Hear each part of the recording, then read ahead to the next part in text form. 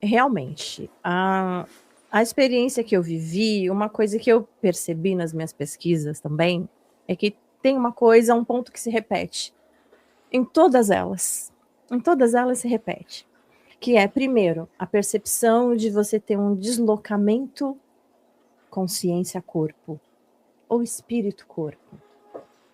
Né? Esse deslocamento é a sensação que a pessoa, ou ela sente que ela está sendo sugada, que tem algo que está sugando ela para fora do corpo, ou ela sente como se fosse um tranco, assim, alguma coisa física acontece, às vezes é uma sensação como um choque, às vezes acontece algo como um alívio imenso e a pessoa simplesmente se desprende. E tem outros casos onde a pessoa começa simplesmente a sentir um estado de leveza tão profundo que quando se dá conta, já está fora do corpo. Eu percebi isso nos relatos que eu coletei. Agora, comigo, o que foi que eu senti? Quando eu caí, porque a minha EQM aconteceu no momento de dengue, eu tive uma dengue severa, e as plaquetas elas foram para menos de 20. Então, eu comecei a perceber que eu estava perdendo o foco dessa realidade. Dentro de casa, eu não tive nem tempo de me levantar e chamar alguém, porque eu não tinha nem força, não saía voz, não saía nada. Eu senti que estava tudo se desfazendo e que eu ia cair. Eu tive essa percepção. Depois tudo se apagou. Tudo se apagou para mim. Questões de segundos. Se eu pudesse calcular aqui no tempo nosso físico, tá? Porque eu sei que em outras dimensões não é assim que acontece, mas nesse tempo físico seria, sei lá, uns 3 segundos de uma escuridão, que tudo se apagou, e foi muito rápido o momento onde a sensação de leveza foi que eu tive, e a partir dessa sensação de leveza, foi como se eu flutuasse mesmo, era algo que me levava para um estado de flutuação. E a sensação de alívio, porque o meu corpo inteiro doía, Fael. Né? A dengue deixa você inteiramente destruído, dolorido. Um cansaço físico enorme, mas naquele instante não doía nada. Eu não sentia nada. Era alívio, paz, uma sensação de amor, sabe? Um amor, um acolhimento. E ainda não tinha visto nada, era só a sensação que eu tive. Era como se eu estivesse descansando. Mas a minha consciência estava desperta, o meu corpo caiu, mas a minha consciência estava totalmente desperta. Tanto que eu pensei, eu morri. Porque aquele estado de deslocamento que eu senti, que eu estava saindo, que eu saí de mim, de fato, aquela leveza, aquele bem-estar, não era uma coisa normal, né? Então, eu cheguei a essa conclusão. Logo após isso, também foi algo muito rápido, começou a aparecer na minha frente a sequência Fibonacci. Eu via perfeitamente, inclusive com os números nela. Ela aparecia assim para mim, a sequência Fibonacci, que é aquela espiral. E eu entrei por ela, Rafael. Eu entrei na sequência Fibonacci. E ali era como se fosse um túnel. E as pessoas relatam muito que sentem um túnel, que entram por um túnel, que é uma luz que está ali chamando. Para mim, isso apareceu em geometria e em matemática. Eu entrei na sequência Fibonacci. E aquilo foi me conduzindo para um local que, quando eu cheguei ali, eu vi, estávamos todos assim no mesmo nível. Eu estava no mesmo nível que aquilo que eu via, um mar de mandalas. Eram muitas mandalas, e essas mandalas elas eram lindas, coloridas, e elas giravam de várias formas, e conforme elas giravam, era um prisma de cores que mudava ali. Conscientemente, né, aqui na minha mente eu perguntei que lugar é esse? E a resposta veio como download. Eu não ouvi voz nenhuma, não vi nenhum ser, nenhum anjo, nenhum espírito, nenhuma alma, nada, eu não vi nada disso. Ali naquele lugar, tudo que eu perguntava vinha para minha mente, downloads realmente eu fazia. Então eu perguntava, vinha a resposta pronta, nítida, coerente e clara, que não deixava a menor sombra de dúvida. Então, foi explicado para mim, nesse download, que eu estava numa amplitude, numa dimensão frequencial da realidade. Era um campo frequencial aquele onde eu estava. E tudo que eu via ali era frequência. Todas aquelas mandalas eram frequências. E aí eu pensei naquele momento, desperta que eu estava, né? Eu pensei, então quer dizer que eu sou frequência aqui também? Aí eu olhei para mim. Nesse momento que eu olhei para mim, eu vi que eu era uma mandala também. Eu era uma mandala azul, vários tons de azul, e que vibrava ali junto com as outras. Então ali, nesse momento, era um campo frequencial que eu acessei nesse meu estado de EQM.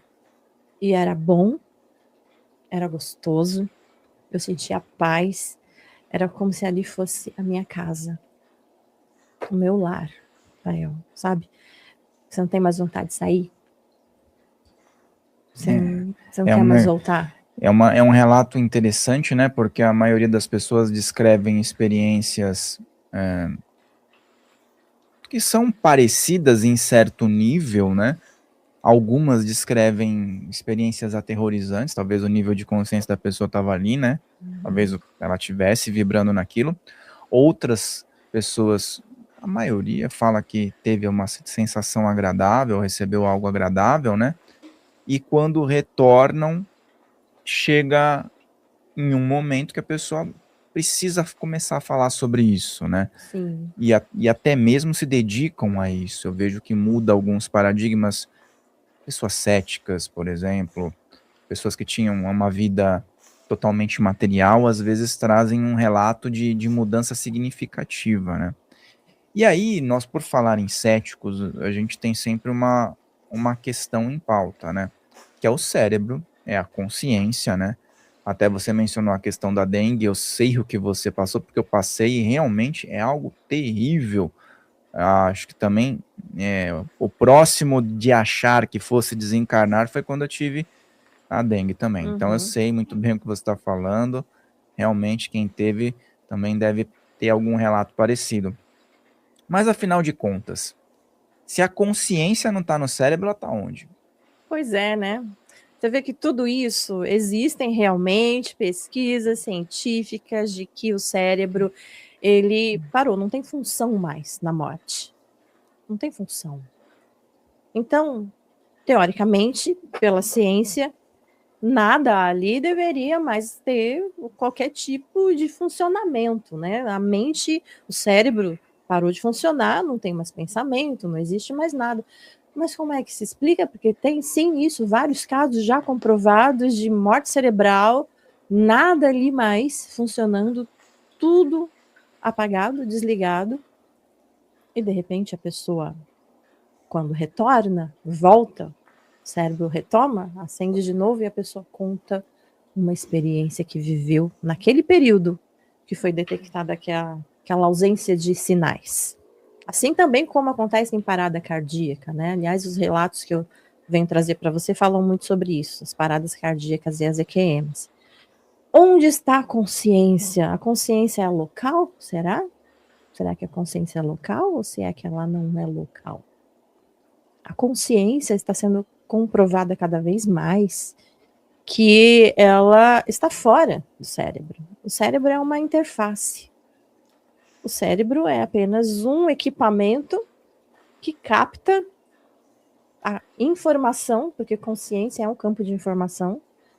O cérebro capta a informação que vem desse campo, que é a consciência, e por ele captar é que nós processamos tudo, né? Que nós processamos as ideias, os pensamentos, as escolhas, enfim. Então, sim, a consciência, ela não mora no cérebro, ela está fora. Porque se ela morasse no cérebro, não teria como explicar essas experiências de quase morte. E a diferença entre os indivíduos também.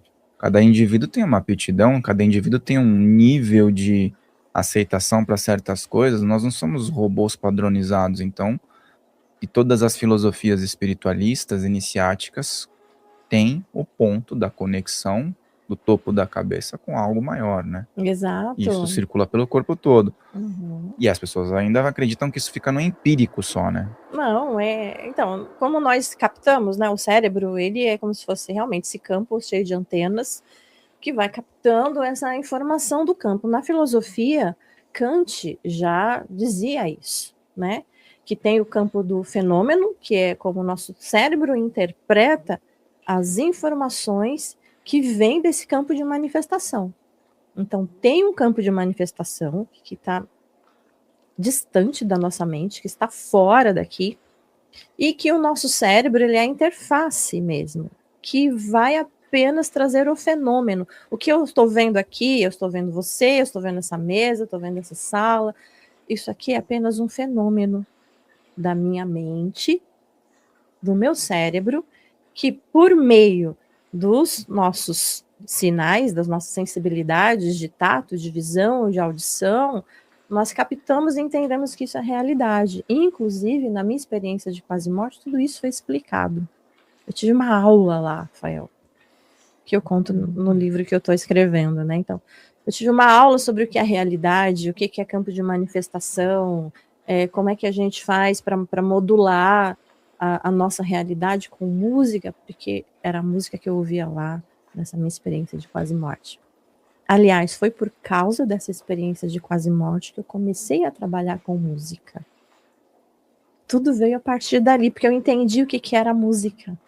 Mais Sabe? uma pessoa que teve uma virada de chave, né? Você é uma dessas pessoas que a gente estava comentando, então, muito Isso, forte. é uma metanoia, né? Então, na filosofia, a gente chama isso de metanoia, quando você retorna e muda a sua vida, e muda a sua história, e muda a sua percepção de entender o mundo e as pessoas e tudo. Então, essa transformação eu passei, e a maioria das pessoas que passa por isso também voltam diferentes. Elas voltam e modulam toda a realidade delas.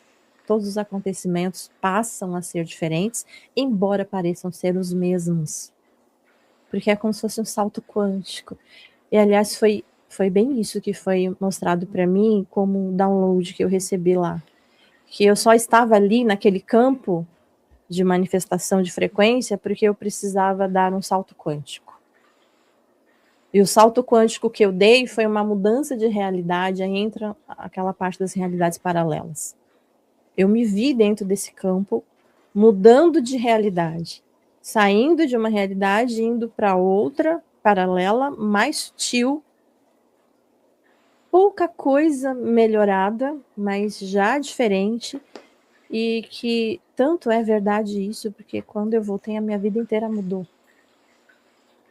E esse ponto da realidade paralela, muitas pessoas estudam, muitas pessoas criticam também, e existem muitos assuntos relacionados a isso.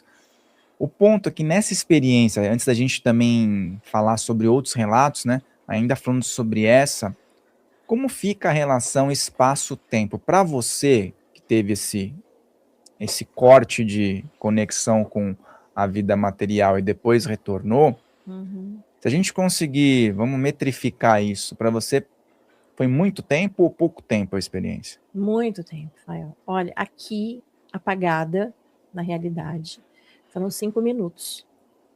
Mas a minha percepção era de terem sido umas 50 horas. Porque foi muita coisa, muita informação, que eu contando aqui nessa realidade, que aqui nessa realidade a gente precisa de tempo e de espaço. Então, eu contando aqui, seria a sensação de ter vivido umas 50 horas de aula. Foi aula que eu tive lá, Rafael. Aula. Aí, por que aconteceu assim comigo? Foi tão diferente? Porque existe algo que isso também é muito estudado, e já existem comprovações muito fortes nesse sentido, de que o teu campo, é a tua frequência que vai ditar o tipo de experiência e de fenômeno que você vai viver. Então, no meu campo consciencial, eu já tinha muita informação a esse respeito.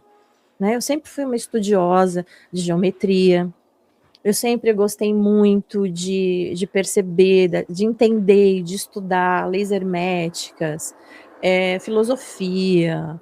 Então, eu sempre fui muito nessa linha. Então, a experiência que eu vivi, ela veio de acordo com os meus conteúdos, para que eu pudesse entender melhor. Então, é assim que cada pessoa vive uma situação diferente. Mas o fundo informacional é aí que mora a grande questão, a grande situação que é igual para todos. O campo informacional, a base dele é a mesma.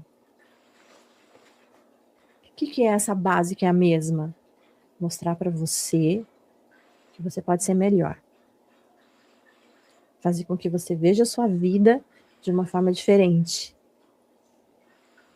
Fazer com que você perceba o mundo e as pessoas de um jeito novo. Isso é muito emocionante, Fael, porque você sente.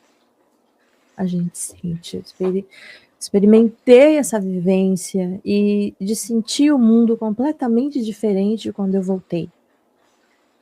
É algo que muitas pessoas relatam, né, de uma forma intensa, e talvez tenha um significado, tenha um motivo dentro de uma trajetória para isso acontecer, para que talvez as pessoas voltem e confortem. Os seres humanos estão aqui o tempo todo lutando contra a morte, procurando vencer a morte. E quando alguém como você e outras pessoas que têm experiências, né, a gente está num campo espiritualista, todos nós estamos envolvidos aqui nesse tipo de universo, chega aqui e começa a trazer informações que são reconfortantes, as pessoas começam a entender que a morte carnal, material, ela é algo inevitável. Mas a existência do ser continua. Então eu acho que a maioria das pessoas tem medo de não existir mais. Exatamente. E é praticamente impossível não existir mais, por tudo que a gente está conversando aqui, né? É impossível, porque tem uma coisa linda que eu entendi, embora eu já soubesse teoricamente, eu vi, senti, percebi, entendi nessa experiência de quase morte, que nós somos eternos. E além de sermos eternos, nós somos infinitos. Infinitos. O que quer dizer isso, né? Ser infinito? Ser infinito é que assim, você tem infinitas possibilidades de ser você. Infinitas. Você que escolhe. Você decide qual é a possibilidade que você quer viver de você mesmo. Isso tudo eu vi ali e fiquei encantada com a minha infinitude, com a infinitude de nós seres humanos. É, a pluralidade, né, como a gente costuma ouvir nos primórdios aí dos estudos espiritualistas, tem lá o livro dos espíritos, que o pessoal costuma utilizar no espiritismo, e fala muito sobre essa pluralidade de existências, de possibilidades, Isso. né? É um termo que fica muito fixado para quem está estudando espiritualidade. Mas o fato é que a neurociência hoje, ela trouxe um avanço em certos tipos de estudos, né? Eu vejo que, lógico, nós estamos falando de estudos que estão ligados mais ao científico, a algumas questões, mas eu vejo muitos neurocientistas bem espiritualizados e vejo neurocientistas cada vez mais buscando aspectos espirituais. O fato é que dentro da neurociência, como é que estão os avanços em relação aos estudos e, vamos dizer, até que ponto que dá para chegar perto de comprovar essa questão da EQM como algo realmente extrafísico, porque nós observamos que muitas pessoas dizem que isso é uma falha, que é um lapso que dá, uma defesa que existe, e aí a pessoa retornou ali. Então, como é que está o avanço disso? Então, existem duas vertentes dentro da neurociência a respeito desses fenômenos, né? Tem a materialista. Então, a neurociência materialista é essa que vê como um fenômeno fisiológico apenas, que no momento do desligamento áreas do cérebro, como o córtex pré-frontal, o lobo frontal, o sistema límbico, eles entram num colapso, e esse colapso, de repente, ele ativa neurotransmissores ali importantes, e por conta desses neurotransmissores que são ativados, a pessoa entra como se fosse num tipo de estado de alucinação.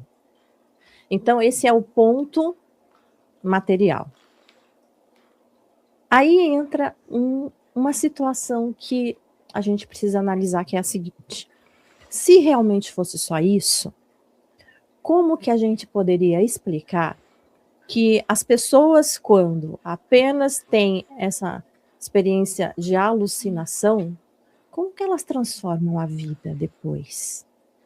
Como é que elas recebem ali tanta informação a respeito delas mesmas? Como que elas recebem um campo inteiro e profundo que as emociona, que as toca, que quando elas retornam, a vida delas se transforma, e é uma coisa assim impressionante. Como explicar isso apenas do ponto materialista? Né? Muitos relatos impressionantes, né? Bom, até mesmo na Bíblia, né? O Lázaro, por exemplo, né? Aquela questão toda que envolve, claro, tem um contexto religioso ali, mas quando a gente estuda esse assunto, projeção astral, a questão do cordão de prata, Sim. sabemos que Jesus, mesmo sendo mestre dos mestres, ele conseguiu fazê-lo retornar porque ainda tinha uma ligação entre o espírito e o corpo. Se tivesse rompido, não haveria essa possibilidade. Então, assim, é essa questão. A pessoa volta porque ainda tem um fio condutor, um cordão de prata que não foi rompido. Isso. E é isso que não dá para colocar de forma palpável. Eu acho que é isso que dificulta os materialistas, muitas vezes, de entenderem, né? Exato. E aí que a gente vai para essa outra linha, que é a de fenômenos, estudada pela neurociência. E essa linha de fenômenos é que estuda exatamente o campo da consciência. É cérebro e consciência. Então, olhando por esse aspecto cérebro e consciência, é que nós chegamos a um entendimento muito melhor. Existem explicações muito palpáveis de como a pessoa acessa esse campo. Como que essas informações chegam para ela? De onde vem? Como isso funciona? Existe algo em outro lugar além do cérebro, então? Existem informações que a ciência ainda não conseguiu acessar? Onde elas estão? Como estão? Então, a neurociência está cada vez mais se associando com esse campo de consciência, para que sejam estudados aspectos não apenas de experiências de quase morte, mas muitos outros dessas experiências, né, dessa alteração de percepção mental, porque só pode ser explicado realmente quando a gente consegue olhar por esse outro aspecto, por esse prisma consciencial e não materialista. É por aí que a gente consegue ir definindo e entendendo, né? Porque realmente é muito rico, é muita riqueza, tem muita informação preciosa. De onde vem, né? E por aí você também pensa o seguinte: esses nossos grandes compositores que compunham aquelas músicas maravilhosas, Beethoven, Bach, Chopin, será que eles também não acessavam esse campo de consciência que tinha toda essa informação de alguma maneira? Será que eles não acessavam este caminho? Eu acredito fortemente que sim, né? Porque é uma diferença, né? Dentro de padrões que, muitas vezes, essas inovações que a gente vê, né? Na realidade do planeta, né? Sempre tem alguém que vem e quebra um paradigma. E esse paradigma veio a ser quebrado por quê? Como veio? Da onde, né? Aí a gente volta lá no passado, e os xamãs, né? E os xamãs, e os antigos egípcios também, que faziam coisas maravilhosas, grandes construções, uma sabedoria incrível.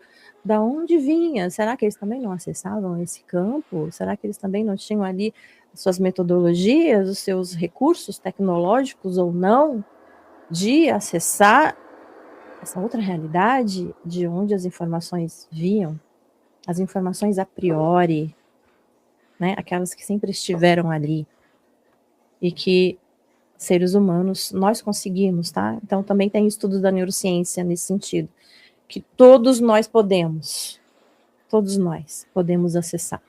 E que de alguma forma a gente acessa pequenas frações daqueles insights que a gente tem de repente, sabe? Aquelas intuições que você pega, não sabe da onde, aqueles sonhos que de repente são reveladores e trazem para você uma resposta que você estava procurando no dia. De onde vem isso? Exatamente. E aí cai no inexplicável. E você que tá aí gostando disso aí, você tá ouvindo, né? Tem muito assunto ainda aqui. Então, capricha, dá um like aqui, escreve seu comentário, coloca perguntas. Eu convido sempre quem tá aqui fazendo o trabalho de exposição a vir aqui nos comentários e interagir. A Drica tem um Instagram enorme, com muita possibilidade. E o trabalho no YouTube também é bacana. Então, interage aqui, coloca suas perguntas, inscreva-se, toca no sininho. É super importante. Assim você recebe novamente quando você tiver a oportunidade de ter aí um assunto como esse e uma repetição aí da convidada, do convidado, que a gente sempre traz mais de uma vez quando é bom, né? E a questão da EQM ser relacionada com uma viagem astral, com uma projeção astral, e aí você falou da questão da realidade paralela, né? Sim. E existem tabus em relação à realidade paralela também, e já ouvi dizer assim, mas a pessoa acessou uma realidade paralela, ou então a pessoa teve uma projeção astral. Então, como é que fica essa tríade de possibilidades, né? E essas caixas, são caixas diferentes. São e não são ao mesmo tempo. Olha que interessante.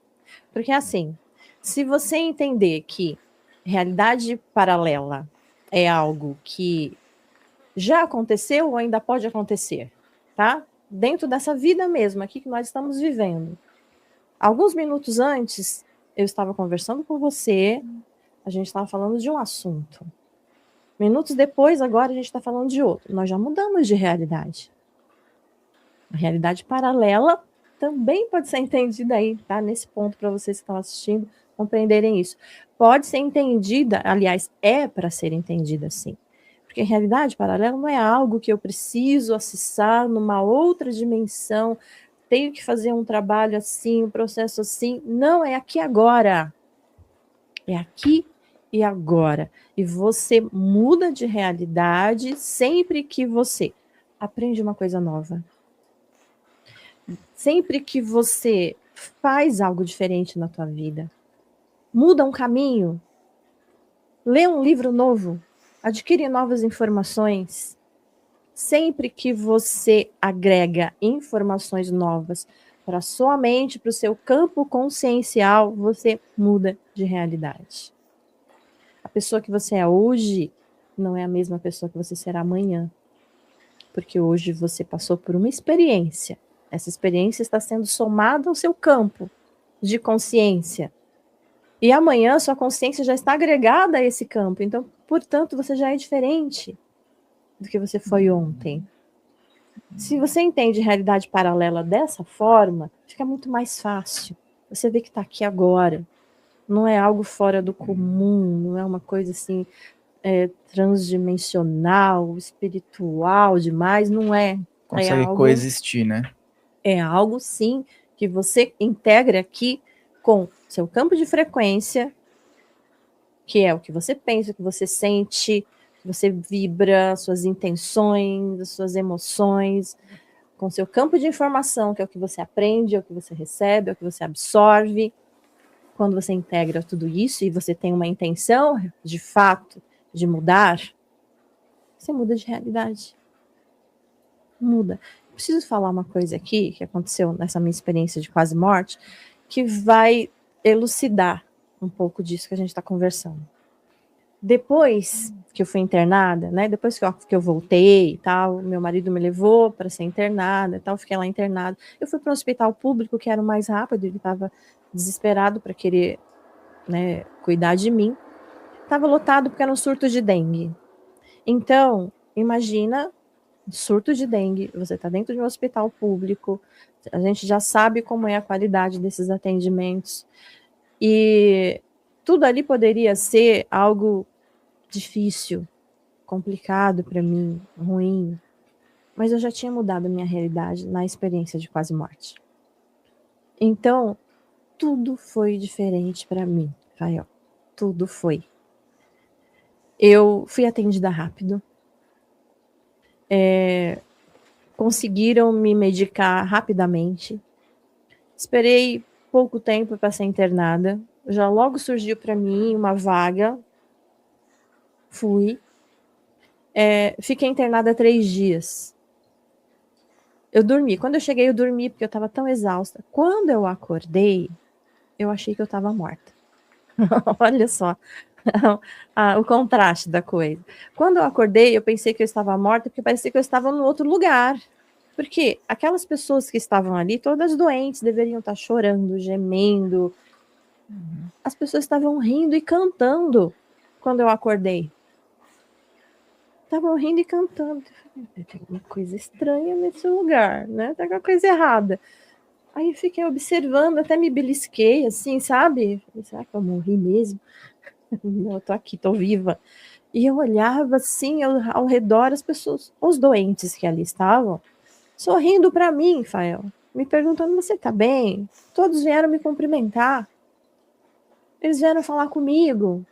E aí, como é que você está se sentindo? Você já comeu? Veio uma enfermeira me trazendo um prato de comida e eu não estava com fome, mas o cheiro da comida estava tão bom. E eu fui comer, a comida estava tão gostosa. Eu falei, nossa, esse daqui tá muito diferente. Que negócio estranho que é esse aqui. E os 3 dias que eu fiquei lá, foi nesse clima. As pessoas conversavam, riam, brincavam. Às 6 horas da tarde, nos 3 dias, tocava Ave Maria lá. Dentro desse quarto, tocava Ave Maria. E ali era uma paz, parecia que eu estava no spa. E ali eu percebi, ainda meio zonza, que a vida estava diferente. Entendeu, Rafael? Estava diferente. O médico atencioso, cuidou de mim, foi tudo lindo. Mudei de realidade. Se eu não tivesse passado por aquilo, né, por aquele salto quântico, eu teria sido mais uma multidão dessa nossa realidade material, aonde as coisas são difíceis, complicadas e blá blá blá. E essas realidades, vamos dizer assim, você falou sobre padrões, né? Que nem vários relatos de épocas que não tinham internet também, de pessoas em um lado do planeta, do outro lado, relatam essa questão do túnel, essa questão das cores e tudo mais, né? Então não é um aspecto cultural só, é um aspecto que liga além do cultural, além do tradicional que as pessoas às vezes estão acostumadas a encarar ali, né? Então esse é um ponto. Sim. Agora o segundo ponto é a questão das geometrias que você falou. Isso. E da sonoridade, que até você fala assim, tem som que você escutou lá que aqui você não tem condição. Exato. E a geometria também. Geometria também. Dá para explicar, nem para explicar, né? Pois é. E aí, então, isso faz a gente pensar em estudos realmente de neurociência que existe uma estrutura fora da nossa mente aqui terrena. Tem uma estrutura fora que é igual para todos. Porque todos veem coisas muito semelhantes, que acabam sendo diferentes por conta daquilo que eu falei anteriormente, que depende do campo de informação da sua mente, que é a sua mente que traduz tudo de acordo com seu campo de informação. Então, quer ver, uma pessoa que é muito religiosa, que acredita em anjos, em santos, vai viver esse fenômeno com essas informações que ele tem, porque é assim que o cérebro vai interpretar e que vai passar para essa pessoa aquilo que ela tem para absorver desse campo. Então, ela vai ver anjos, vão chegar anjos e vão conversar com ela. Outras pessoas que estão mais relacionadas ao mundo de ET, extraterrestre, vão ver ETs, vão ver aqueles seres verdinhos ou não, vão conversar com eles e vão acreditar que realmente para ela, para a pessoa, é verdade, ela realmente está lá vendo um ET. Porque o que é real de fato? Real de fato é aquilo que você vê, sente, percebe, que os seus sentidos estão ali te conduzindo. É real para a pessoa, ela realmente está lá com o ET. Ah, não, eu sou espírita, né? Se a pessoa é espírita, ela vai se encontrar com um avô, a avó que já morreu, né? Vai vir e vai conversar com ela. A informação vai chegar pelo meio de acesso que essa pessoa tem no campo informacional dela. Então, muda nesse sentido apenas. Mas o campo informacional, a estrutura, ela é a mesma. É isso que não muda. Cada experiência vai contar uma história, vai mudar o cenário. Cenários são vários, porque a nossa mente ela é extremamente diversa, né? Mas a base, o fundamento, ele permanece. E aquilo que permanece é que é estudado. Se isso permanece, então isso é verdadeiro. Né? Então, Platão já dizia isso. O que é real? O que é real é aquilo que não muda com o passar do tempo. Ele existe após a eternidade. Ele está lá. Então, o que está na eternidade que essas experiências estão contando? É essa base informacional, que é sempre a mesma, que vem para transformar a vida da pessoa, fazendo com que ela passe pela metanoia. E a partir daí a vida dela se transforma para melhor. Muito bem, esse termo é muito encaixável, né, com tudo isso que você está falando. Daqui a pouco a gente vai abrir para uns relatos, aí uma ponte também para o Neuromusic, né, que é algo bem interessante. Sim. Mas eu gostaria que você falasse sobre o que é o código sonoro de Deus. O código sonoro de Deus. Nossa, isso daí é muito especial. Aliás, é o tema, talvez seja o título do meu livro que eu estou escrevendo, porque isso é muito particular. Eu vivi e eu entendi nesses relatos que eu colhi que as pessoas também viveram isso. Código sonoro de Deus. Lá onde eu estive, eu digo lá porque é um outro campo fora da nossa realidade aqui, material, campo frequencial, né?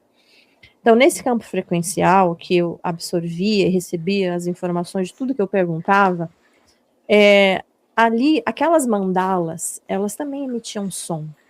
Então, elas eram forma geométrica, elas eram cor, elas eram número e eram som. Era tudo isso ao mesmo tempo. E quando eu fui totalmente reorganizada, que eu mudei essa realidade, que eu tive esse salto quântico, aquelas mandalas todas era como se elas estivessem num coral cantando. Porque era um som realmente que eu não encontrei aqui na Terra. E olha que eu busquei muito.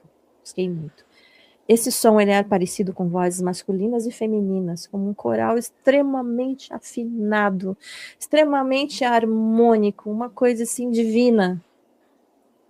O som que saía dessas mandalas, elas se movimentavam e no movimento delas, esse som vibrava. E eu senti esse som vibrar na mandala que eu era. E eu vibrava em uníssono com todas elas. E foi aí, nesse momento, dessa vibração, desse som, que eu senti que eu ia me reorganizando toda. Ia me reorganizando. O que acontece? Aí eu comecei a perguntar, porque eu estava lá vendo, né, percebendo que tudo que eu perguntava vinha, eu aproveitei, né? Vou aproveitar esse momento aqui. Eu nem pensava, Rafael, que eu estava morta, que eu tinha que voltar. Eu não pensava nada disso, porque eu estava seduzida por aquele instante. E aí, então, eu perguntei assim, esse som que está fazendo isso comigo, esse som, ele pode ser também usado lá de onde eu vim, lá na terceira dimensão? Pode ser trabalhado esse som para as pessoas, para harmonizar as pessoas, para curar as pessoas? E aí vem a resposta. Essa resposta ela veio de uma forma muito complexa, ela veio em equação matemática. Se eu te explicar agora, eu não entendo nada daquela equação.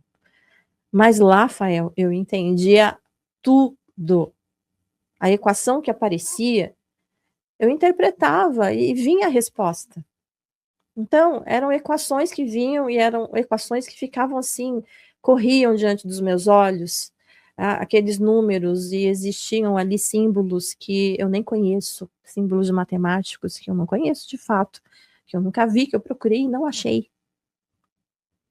E tudo aquilo vinha simbologicamente em números e equações, e eu tinha a resposta por meio daquilo, era traduzida pela minha mente. E a resposta era o seguinte: o som, ele equilibra.